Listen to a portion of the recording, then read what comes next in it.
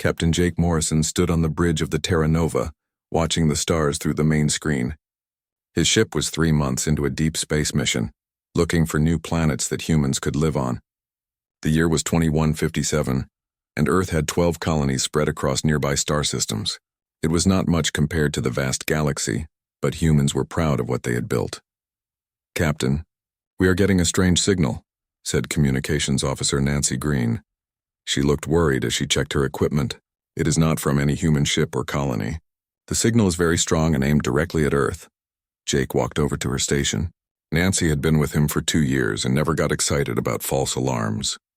If she was worried, there was a good reason. "Can you clean up the signal so we can understand it?" Nancy worked on her controls for several minutes. Static filled the bridge speakers, then slowly cleared. What they heard made everyone freeze. The voice was deep and strange, speaking perfect English but with an accent no human had ever heard. "People of Earth, I am Supreme Commander Thakmor of the Hegemony of Vorth. Your species has spread into space without permission. You have built colonies on worlds that do not belong to you. This ends now." The message continued, and Jake felt his blood turn cold. "You have 30 of your days to surrender completely. Remove all humans from space colonies. Destroy all your ships. Submit to hegemony rule. If you refuse, we will destroy your homeworld and every human in the galaxy. This is your only warning." The transmission ended, but then new images appeared on the screen. Jake and his crew watched in horror as alien ships fired massive weapons at a planet. The world's surface turned to burning glass in minutes. Cities, forests, oceans, everything was destroyed. Millions of people must have died in seconds. "Get me a direct line to Earth Defense Command," Jake ordered. His voice was steady, but inside he felt sick. "Emergency priority." It took several minutes for the signal to reach Earth. Admiral Lisa Parker appeared on the screen. She looked tired, which meant she had already seen the alien message. "Captain Morrison, I assume you intercepted the transmission?" "Yes, Admiral. My crew and I watched the whole thing. That planet they destroyed, how many people live there? We don't know. Our scientists think it had about 2 billion inhabitants. The aliens wiped out an entire world to make a point." Admiral Parker rubbed her eyes. "I need you to return to Earth immediately. We are calling back every ship and canceling all exploration missions." Jake nodded. "We will leave right away." "Admiral, do we know anything about these Vorth?" "Very little. Dr. Richard Stone is studying the transmission. The aliens look like they evolved on a high-gravity world. They are big, maybe 8 feet tall, with thick armor-like skin. Intelligence Officer Danny Cruz thinks they have conquered many other species before us."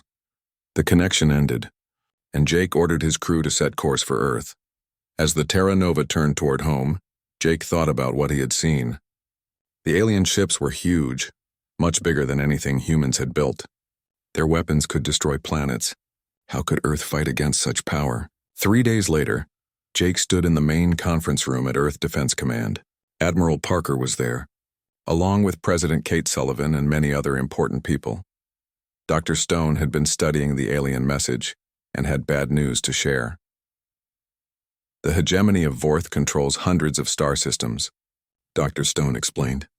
"They have been conquering other species for over 1,000 years. Every species they attack either surrenders immediately or gets completely destroyed. They have never lost a war." President Sullivan looked around the room. She was a strong leader who had guided Earth through difficult times before. "Dr. Stone, what are our chances if we fight them?" "Honestly, very small. They have more ships, better weapons, and stronger shields. Our entire fleet has maybe 200 ships. Intelligence suggests they have thousands." Danny Cruz added more bad news. "The species they conquered are all very different from each other. Some were peaceful traders, others were warriors. It did not matter. The Vorth always won," Jake spoke up. "What about their weaknesses?" "Every enemy has weaknesses," Dr. Stone shook his head. "We have not found any yet. They seem to have perfect military organization. Their ships work together perfectly. Their weapons can punch through any armor we have." The room was quiet for a long moment. Then President Sullivan stood up. "I have heard enough. Admiral Parker, what do you recommend?" Admiral Parker looked around the room, meeting everyone's eyes. "The smart choice is to surrender. We cannot win against them, but—" She paused. "But I have studied human history. We have faced impossible odds before. We have fought enemies who were stronger, better armed, and more numerous. Sometimes we lost, but sometimes we found a way to win." President Sullivan nodded slowly. The aliens think we will surrender because other species did. They think we are weak because we are smaller and newer to space travel. Maybe they are right. Maybe we should be smart and save human lives by giving up. She walked to the window and looked out at Earth. But I keep thinking about that planet they destroyed. 2 billion people gone in minutes. The aliens did not try to negotiate. They did not offer mercy. They just killed everyone to make a point. President Sullivan turned back to face the room. If we surrender, we become slaves. If we fight, we might die. But at least we die as free humans. I say we fight. Admiral Parker smiled for the first time in days. Then we need to get ready for war. We have 25 days before they arrive. Jake felt something he had not expected: hope. Earth's leaders were choosing to fight instead of surrender. It might be impossible, but humans had done impossible things before. What do you need me to do, Admiral? Get back to your ship, Captain. I need you to scout their fleet movements. Stay hidden, gather information, and report back. We need to know everything about these aliens if we are going to have any chance. As Jake left the meeting, he heard President Sullivan preparing to address the world. Her words would soon reach every human in the galaxy. They may have superior numbers and technology, but they have never faced humanity's greatest weapon: our refusal to give up. The war was about to begin. 25 days was not much time to prepare for war against an enemy that had conquered the galaxy for 1,000 years. But humans across Earth and all the colonies began working like they had never worked before. Nobody slept much. Everyone knew that failure meant the end of human civilization. General Frank Bishop took control of military production. His job was to build as many ships and weapons as possible in the time they had left. The problem was simple. Earth's factories were built for peace, not war. They made civilian ships for trade and exploration, not warships for battle. We need to change everything, General Bishop told factory supervisor Carl Davis. Carl ran the biggest shipbuilding facility on Earth. Can your people work around the clock? Carl nodded. My workers are scared, but they want to fight. My daughter Maria just joined the Space Marines. We will do whatever it takes.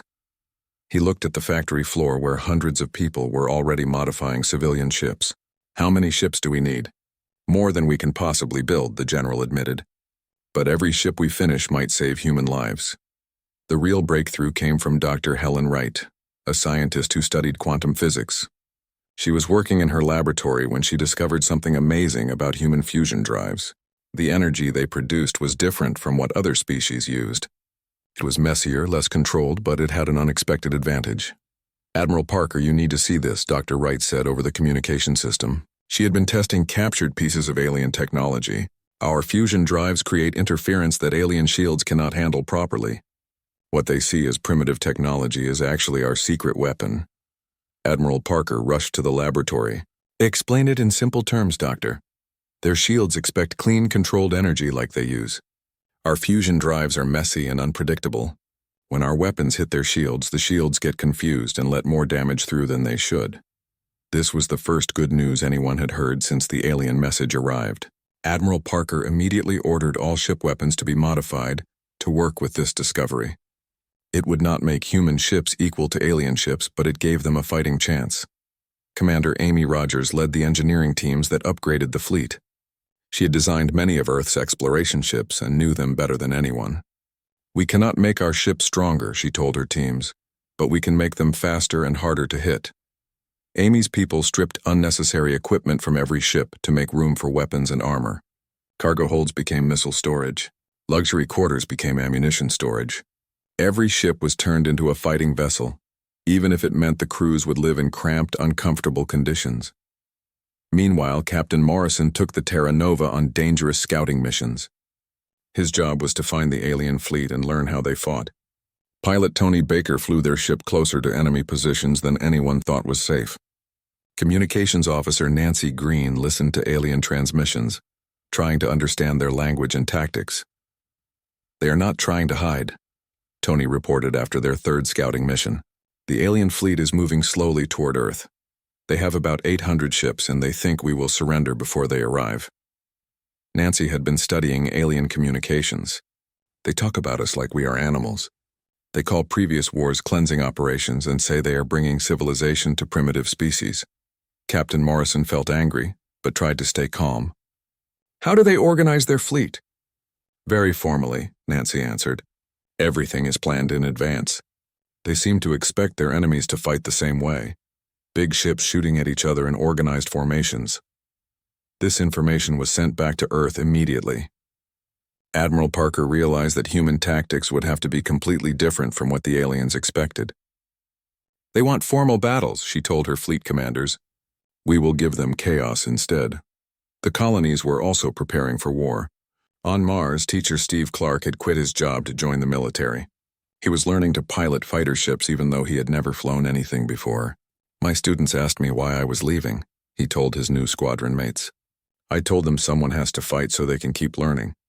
Dr. Richard Stone was studying alien biology to find weaknesses. He discovered that the Vorth came from a world with 3 times Earth's gravity. They were incredibly strong and tough, but they were also slow. They are built like tanks, he reported. Strong but not fast.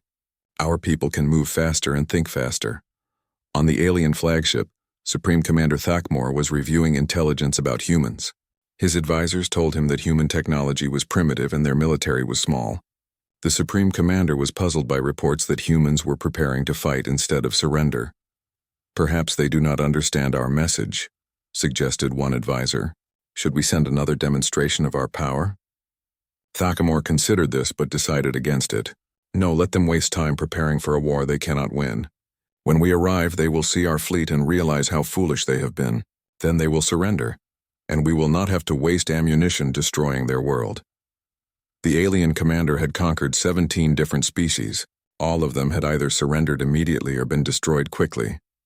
He could not imagine that humans would be any different. After all, they were a young species with primitive technology. How could they possibly fight against the might of the hegemony? Back on Earth, ordinary people were doing extraordinary things. Peter Hall was a civilian engineer who designed communication systems. Now he was working with the military to create new missile guidance technology. His wife Susan, a doctor, was developing treatments for the radiation injuries that space battles would cause. Even their teenage son Bobby was helping by joining the youth auxiliary that coordinated civilian evacuations. As the deadline approached, President Sullivan gave another speech to the people of Earth and all the colonies. In 24 hours, the alien fleet will arrive in our solar system. They expect us to surrender without a fight. They think we are too weak and too scared to resist them. She paused, looking directly into the camera. They are about to learn that they have made a terrible mistake. We may not have their advanced technology or their huge fleet, but we have something they do not understand, the human spirit. We refuse to kneel. We refuse to surrender. We will fight for our freedom, our families, and our future. The next morning, sensors detected the alien fleet entering the solar system. Admiral Parker stood on the bridge of her flagship, watching 800 enemy ships approach Earth. Her own fleet had only 200 ships, many of them converted civilian vessels. All ships, this is Admiral Parker, she broadcast to the human fleet. Today we fight not just for victory, but for the right to exist as free people. Show them what humans can do. The war was about to begin. The Vorth fleet entered the solar system expecting to find humans ready to surrender. Instead, they found something that confused and angered them.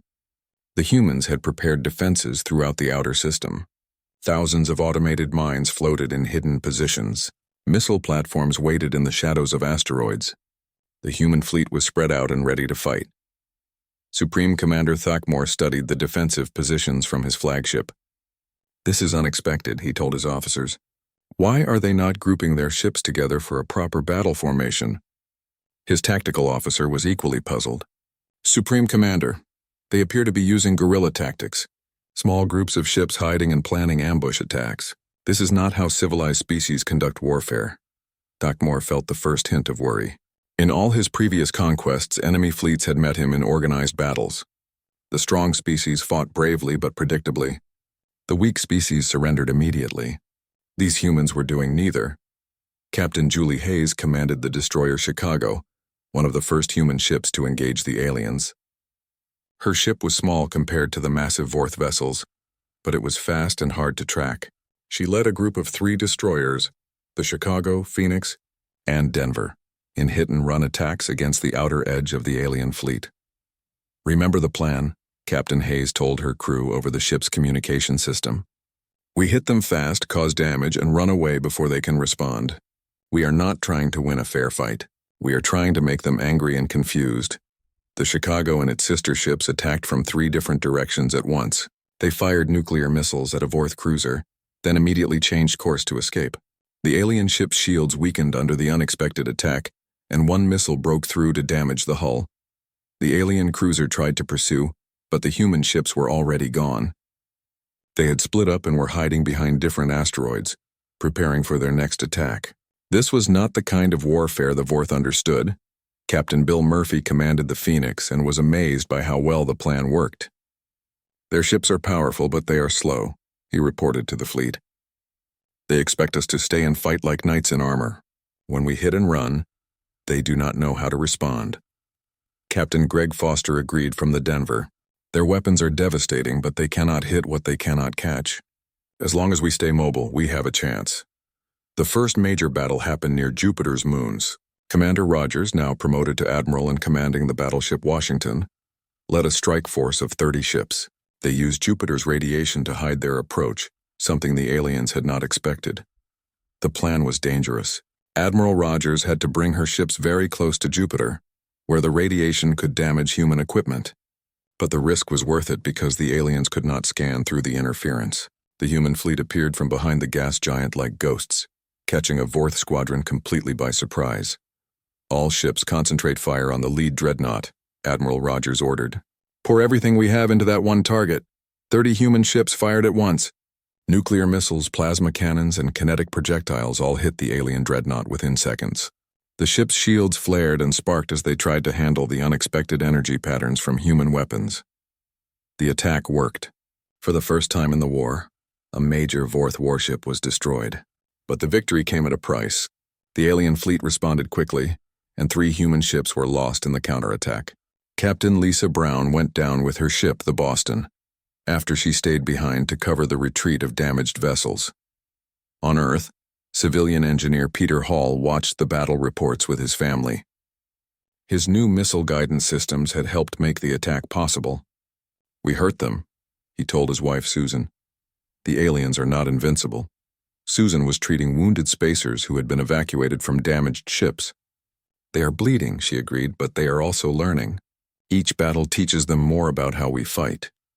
Their son Bobby was working with the evacuation coordinators, helping move civilians away from military targets. "Dad, the news says we destroyed one of their big ships. Does that mean we are winning?" Peter looked at the tactical displays showing hundreds of alien ships still approaching Earth. "No, son. It means we can win. But we have a long way to go." The aliens were indeed learning. After losing the dreadnought, Thakmor changed his tactics. He ordered his ships to stay together in tight formations, and to always have escort vessels watching for human ambushes. The easy victories were over, but humans adapted too. Lieutenant Colonel Jack Stone, Dr. Stone's brother, led the first Marine boarding action against an alien ship. His team used small, fast transports to get close to a damaged Vorth cruiser. They cut through the hull and fought their way inside while the aliens were still trying to repair their engines. The fighting inside the alien ship was brutal. The Vorth were stronger than humans, but they were not used to fighting in their own corridors. They expected space battles to happen between ships, not inside them. Jack's Marines used speed and surprise to overcome their larger enemies. "These aliens fight like they are still on a parade ground," Jack reported after his team captured the ship's bridge. "They follow rules and procedures even when we are shooting at them. We need to use that against them." Marine Sergeant Lisa Green, Nancy's sister, was part of Jack's team. She was amazed by what they found on the captured ship. "Their technology is incredible, but they use it the same way every time. They never improvise or try new things. The captured alien ship provided valuable intelligence." Dr. Stone studied the alien computer systems and learned about Vorth psychology. "They are a very rigid species," he reported to Admiral Parker. "They have standard procedures for everything. Breaking those procedures confuses them more than losing ships does." This information changed how humans planned their attacks. Instead of trying to destroy as many alien ships as possible, they focused on creating chaos and confusion. Human ships would attack from unexpected directions, retreat at random times, and use weapons in ways the aliens did not anticipate. The psychological effect was greater than the physical damage.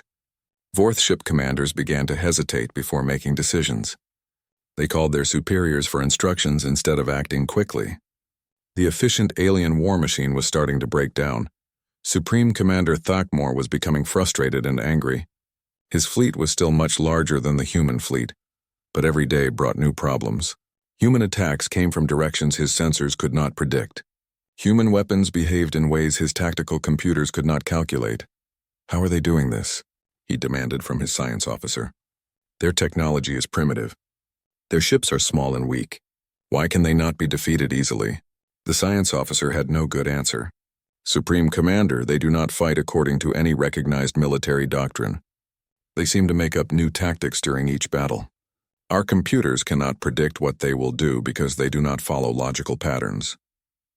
Thakmor realized he was facing something he had never encountered before, an enemy that refused to fight fairly. Every other species had used standard military tactics that the Vorth could counter. These humans fought like wild animals, using whatever worked and ignoring what did not. As the human fleet prepared for the next phase of the war, Admiral Parker felt cautiously optimistic. They were still outnumbered 4-1, but they had proven that the aliens could be hurt. More importantly, they had shown that human determination and creativity could overcome superior technology. We have their attention now, she told her fleet commanders. They know we will not surrender, and they know we can hurt them. The real war is just beginning. 3 months into the war, humanity's strange tactics were starting to show real results. The Vorth fleet was still larger and more powerful, but their commanders were making mistakes. They expected logical military strategies, not the wild creativity that humans brought to every battle. Captain Morrison had been promoted and now commanded the heavy cruiser Liberty. His new mission was dangerous. Take a small fleet deep into Vorth territory and attack their supply lines. The aliens had not expected humans to be bold enough to leave their home system. Intelligence says they have supply depots in the Alpha Centauri system, Morrison told his squadron commanders. 3 depot ships and maybe 20 guards. If we can destroy their supplies, the main fleet will have to retreat or go hungry. Captain Tony Baker, now commanding his own ship called the Ranger, was excited about the mission. Finally, we get to hit them where they do not expect it. I am tired of defensive fighting. The strike force included 6 ships, all volunteers for what many considered a suicide mission. They would have to travel through space controlled by the aliens, attack a defended target, and somehow make it home. The odds were not good, but the potential reward was huge. While Morrison's team prepared for their raid, Dr. Wright was working on an even bigger breakthrough. Her research into human fusion drives had led to something amazing, shields that could actually absorb alien energy weapons and turn them into power for human ships. Admiral Rogers, this changes everything, Dr. Wright explained as she demonstrated the new technology. Instead of just taking damage from their weapons, we can actually use their attacks to make our ships stronger. Admiral Rogers watched in amazement as a test shield absorbed energy from a simulated alien weapon and converted it into electrical power. How quickly can we install these on our ships? The engineering teams are already working on it.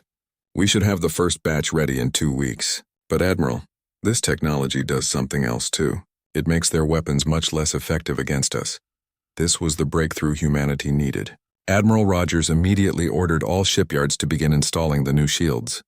For the first time since the war began, human ships would be able to stand up to alien firepower in direct combat. The decisive test came at Proxima Centauri, where Admiral Parker led the combined Earth fleet against the main Vorth armada. Both sides brought everything they had to this battle. If humans lost here, Earth would be defenseless. If the aliens lost, their invasion would fail. Captain Hayes led her destroyer squadron into the battle first.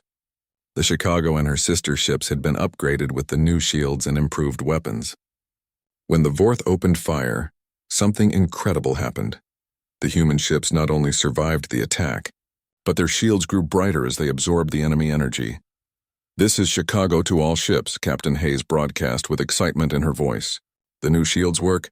Their main weapons are actually making us stronger." Admiral Rogers commanded the battleship group from her flagship Washington. She watched as human ships charged directly at alien vessels for the first time in the war.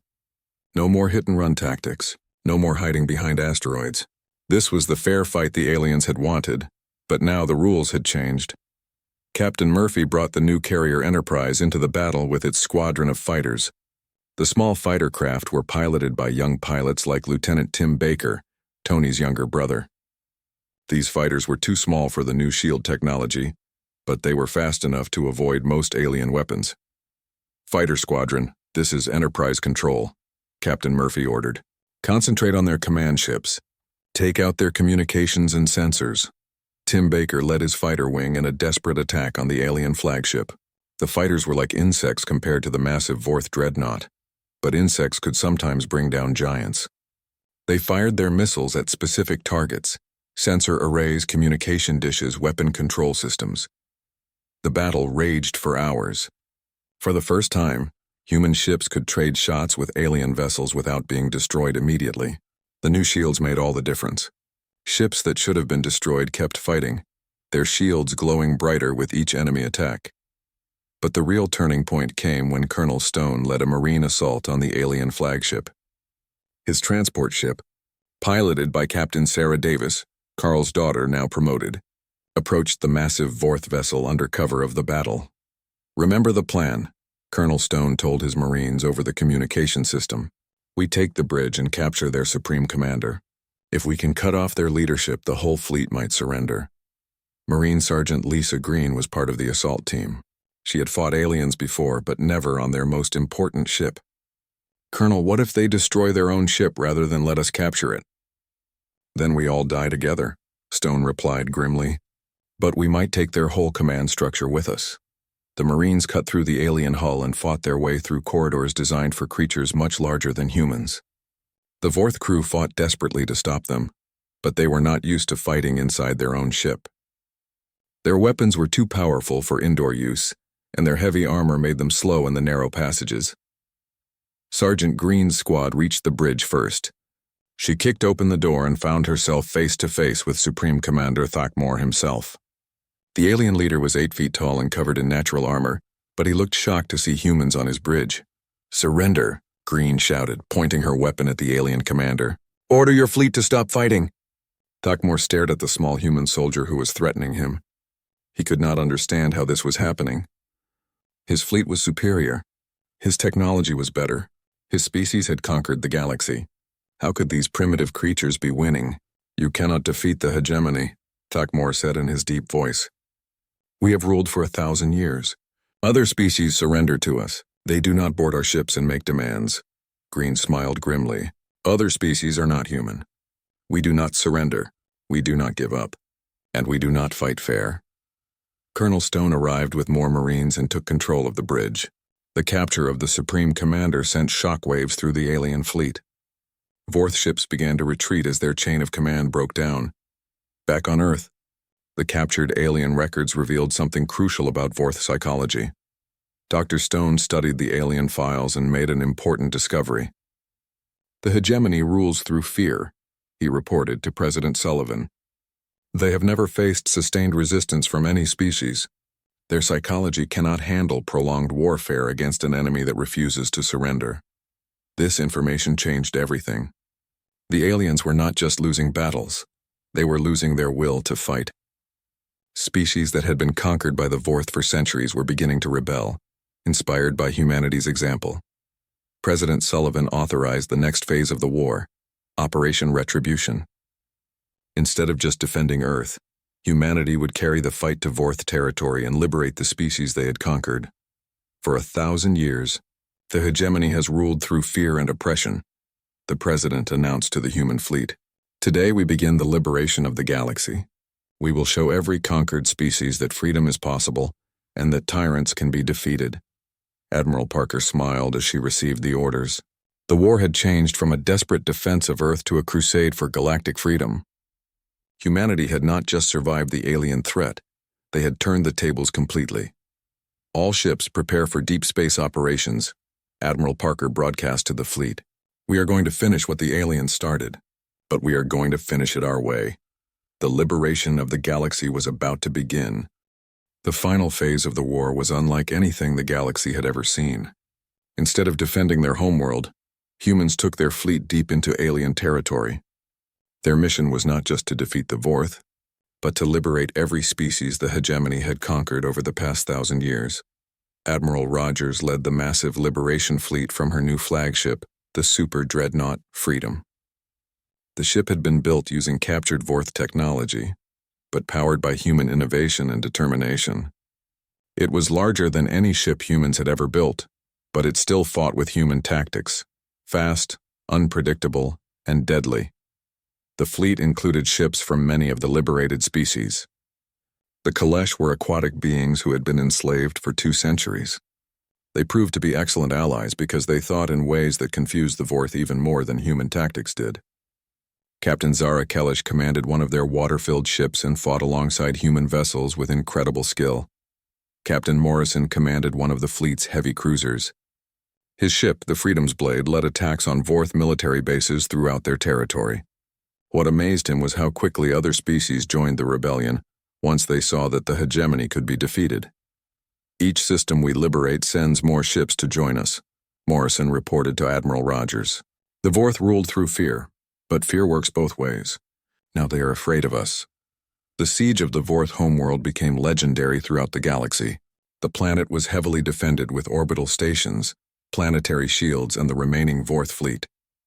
But humanity had learned from 3 years of warfare. They did not attack the defenses directly. Instead, they surrounded the planet and waited. Captain Hayes commanded the blockade from her new ship, the New York. Her job was to make sure no supplies reached the Vorth homeworld while the Liberation Fleet dealt with the remaining enemy forces. "They built their defenses to stop a direct attack," she explained to her crew. "They never planned for a siege."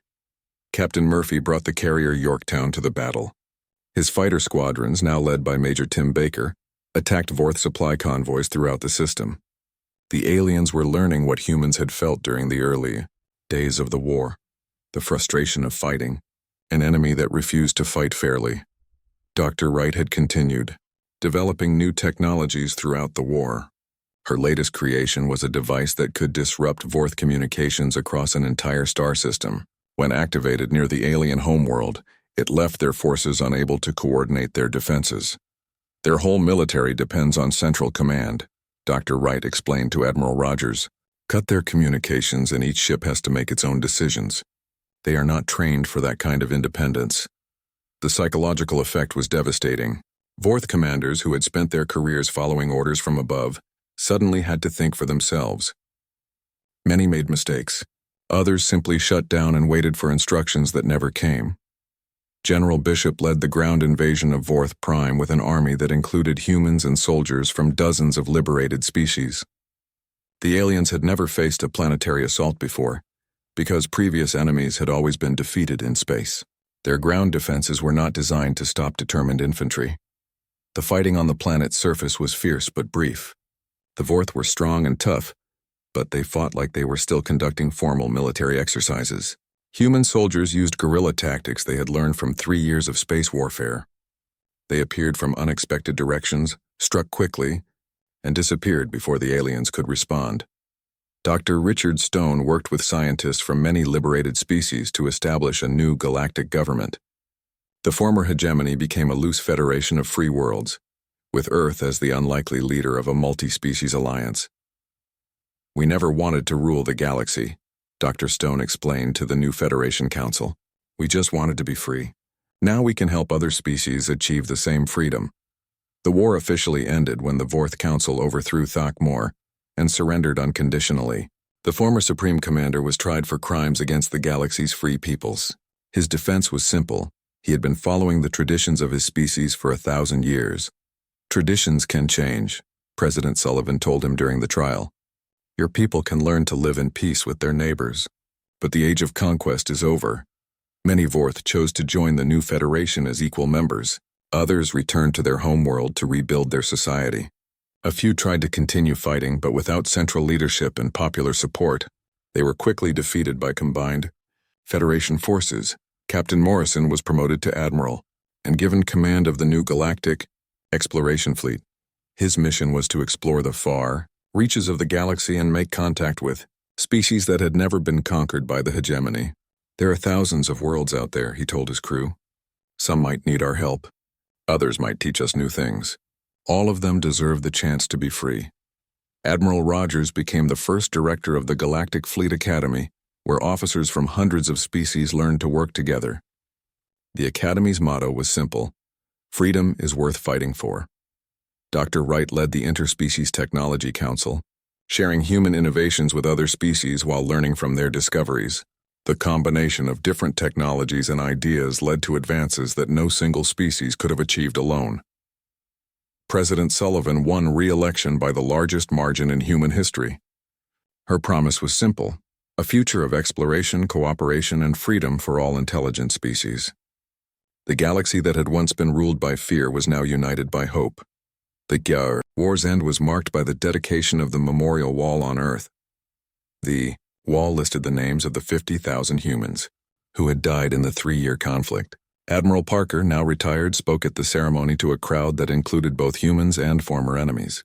They sent threats to Earth expecting submission, Admiral Parker said, her voice carrying across the memorial plaza. They learned that humanity's answer to tyranny will always be the same. We choose to fight, not for conquest, not for glory, but for the simple right to be free. The memorial ceremony was broadcast throughout the galaxy. Species that had been enslaved for centuries watched as humans honored their war dead.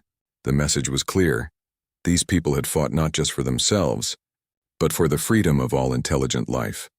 In the years that followed, the Human Fourth War became a symbol of hope throughout the galaxy.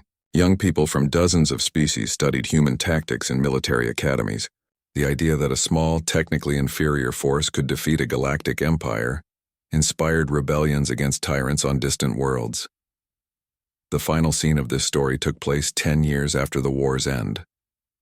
The Galactic Fleet Academy graduated its largest class ever, cadets from over 100 different species, all trained to work together as equals. Admiral Rogers watched the graduation ceremony and smiled as she remembered the dark days when humanity faced extinction. "Look at them," she said to Admiral Morrison, who had returned to Earth for the ceremony. 10 years ago, most of these species had never heard of humans. Now they are working together to explore the galaxy and protect freedom. Morrison nodded. The aliens thought we were too primitive to matter. They learned that sometimes the galaxy's smallest species can teach the largest ones what courage really means. The ceremony ended with the Academy Choir singing the Federation Anthem, a song written by a human composer but performed in the languages of every member species. The words were simple but powerful. From the smallest world to the greatest star, freedom shines for all. As the cadets marched out to begin their careers as officers in the Galactic Fleet, they carried with them the lesson that humanity had taught the galaxy. Technology and numbers were not enough to guarantee victory. The will to fight for freedom, the courage to stand against impossible odds, and the determination never to surrender. These were the weapons that had changed the course of galactic history. The age of human exploration was just beginning.